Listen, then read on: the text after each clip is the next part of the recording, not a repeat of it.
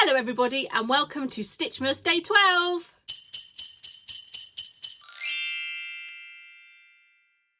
In today's video I'm going to be giving you my top 12 tips for sewing and I hope you'll enjoy. So let's start with number 1.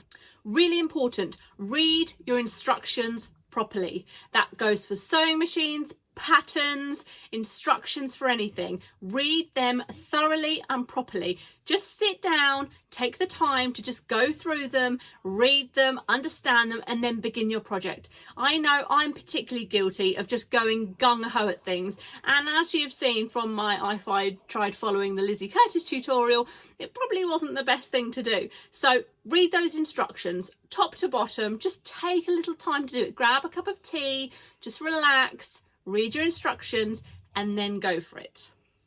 Top tip number 2, press well.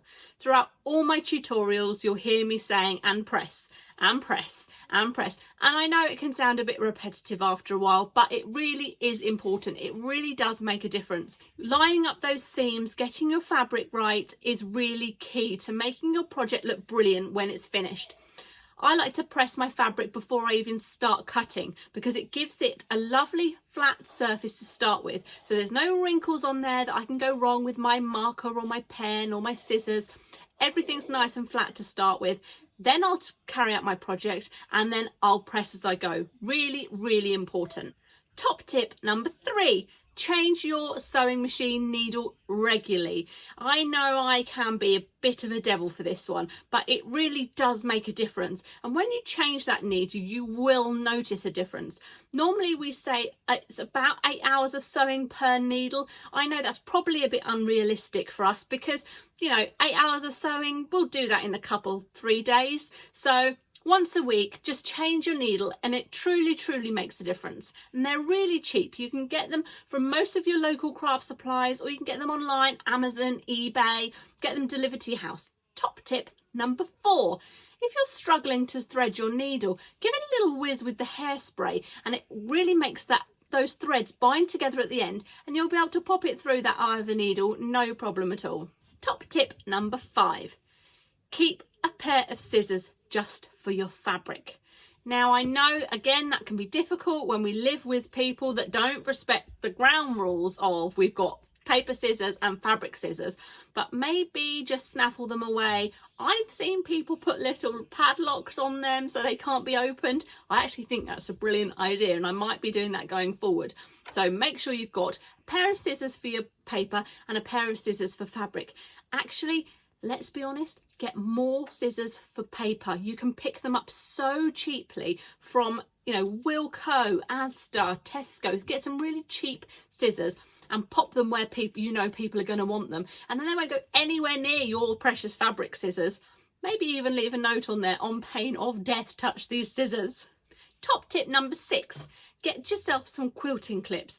They are so cheap on, again, places like Amazon and eBay. If you order them from China, they can be as little as 99p for a pack of 50. So grab some of those, stock up on them because they really make a difference to stitching, especially with your binding. Maybe if you're using fabrics that you don't want to use pins for. So fabrics like faux leather, maybe your organzas, really thin fabrics, satins, you don't want to be using pins. So quilting clips are really fantastic.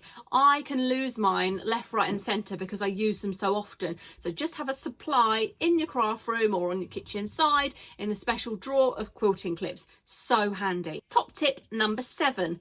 Bit controversial, but my top tip for number 7 is just say no. A lot of us get asked to hem trousers and can you adjust this? Can you add a dart in here? Can you do this, that and the other? If you haven't got the skills for dressmaking, just say no. A lot of people don't realise that dressmaking and sewing in general can be completely different. I know I've been asked to do quite a lot of dressmaking things, but luckily I've got a mum that's taught me some basic skills with dressmaking, so I can do those little bits here and there. But there are some things that just would be completely unachievable for me. There's no way I could do them. So don't be afraid to just say no. Also, Think about if someone's going to ask you to do something with a week's notice, maybe they only want to pay for the materials. Please don't be afraid to say no. It's really important that people understand the value of your time and how much effort goes into these projects that we create. And yeah, it might look like you're just sitting on the machine having a great time, but it is a lot of time and effort. So please don't be afraid to just say no.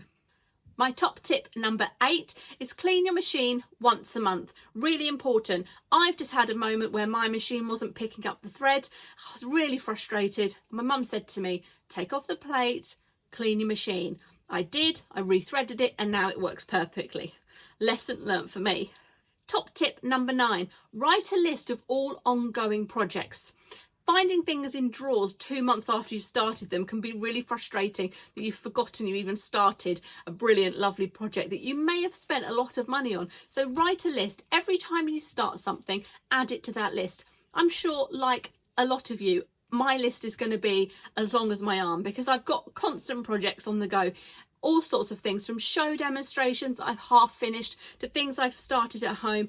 It is an ongoing list, but if you keep an eye on it, you can rattle through them quite quickly. Top tip number 10, post your work. And what I mean by that is join a really lovely, friendly Facebook group or online group, and don't be afraid to post your work. Sometimes if we don't see a lot of people during the day, we can get a bit blindsided into what we're doing, and it's really important to get that constructive feedback. For instance, I'm a member of my mum's gold plan in her Lizzie's group, and I know that if I wanted any constructive feedback, I could ask those ladies there, and they wouldn't be mean, they wouldn't be nasty, they'd just give me some constructive criticism, and that is really what I'm after. And I'm sure there are some other lovely groups out there that you can do that, and don't be afraid of saying, hey, I'm a new stitcher, or I'm not sure about this, what do you think? People, sewers, we're there to help, we want to help. I know that if I saw someone saying, oh, what do you think of this? Do you think it's right? And if maybe I thought one colour wasn't right, I wouldn't be afraid to say, but I'd make sure I said it in a nice way. Top tip number 11. Any new patterns that you're not really sure how they're going to go, but you've got some really special fabric that you want to use, make it up in calico first. It can be a really cheap way of seeing if you've got the skills required, or if you needed to tweak things as you go, make it up in calico. Then when you come to make it up properly, you've got your beautiful fabric that you don't need to cut into and waste, or think you might need to source some elsewhere. Calico, really cheap, user friendly. Top tip number 12. Keep your scraps. Now, even little bits of fabric can come in really, really useful. Get a bag or a drawer and dedicate them to all those little bits of fabric that you've got. You never know, one day you might make a scrap quilt, one day you might need a tiniest bit of black fabric and you've got it in your scrap bag. So don't throw away any of those bits of fabric, keep hold of them. I really hope you've enjoyed my top 12 tips. Tomorrow is day 13 of Stitchmas, and it's going quickly, isn't it? The month of December is really going quickly. Please let me know in the comments what you're all doing for Christmas. Are you visiting friends? Are you visiting family? Have you got any projects that you need to finish? We do have a winner from the video where we gave away the jelly roll. Lily has chosen Diana, who has chosen the name Prinny for the elf, which Lily was thrilled about. She thought that was absolutely brilliant. Lily's nickname is Prinny, and my mum has got a pattern called Prinny, so it's all just tied in really nicely, and that's the one she's chosen. So well done, Diana. I'm going to message her and get her address and send that out to her in America. Obviously these competitions I run are worldwide. I'm just one person, so I can pop down to the post office, no problem at all, and get anything out to you worldwide. We'll have one more competition, and oh no, I said jelly roll, didn't I? It wasn't jelly roll, it was for fat quarters. We'll have another competition just before I finish for Christmas. So I hope that you'll watch. Please make sure you subscribe if you haven't already. Please give this video a like if you enjoyed, and if you've maybe learned something, or anything of these are going to go on your top 10 list or top 12 list. And I will see you tomorrow for Stitchmas Day 13. Thanks for watching. Bye.